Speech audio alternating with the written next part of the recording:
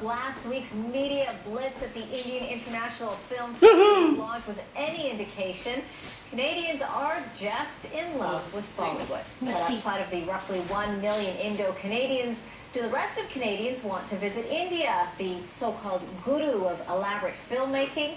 Well, Adil Halim finds out.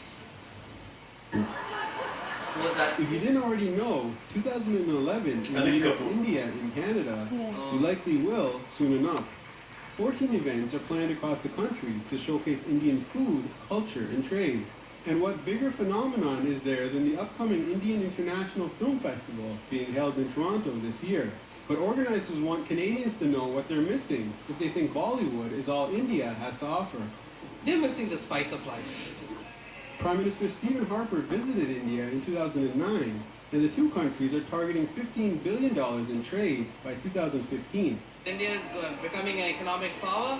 It's actually, as Obama said, India has emerged. It's not emerging. This morning, a market survey report on Canadians' perception of India was unveiled. It showed Canada ranked as the fifth most important source of tourists to India, approximately 221,000 in 2009. This travel guide with detailed information on India's tourist attractions was also unveiled today, and it appears it will be necessary as the world's largest democracy is still not ranked in the top 10 of tourist destinations of choice among Canadians. India is a long way away, and people regard that as a, they're halfway around the world, so that's a big trip for Canadians. But I think the prospect for more Canadians visiting India is increasing all the time. For a discerning tourist who does his homework well before he comes to India, there's a very, very pleasurable time that they can have there. In addition to this year's IFA Awards, a mini Pravasi Bhartiya Divas will be held in Toronto June 9th and 10th. It is intended to really showcase the wealth of the Indian diaspora that resides in North America and Canada in particular. Toronto itself being home to more than 700,000 people of Indian origin.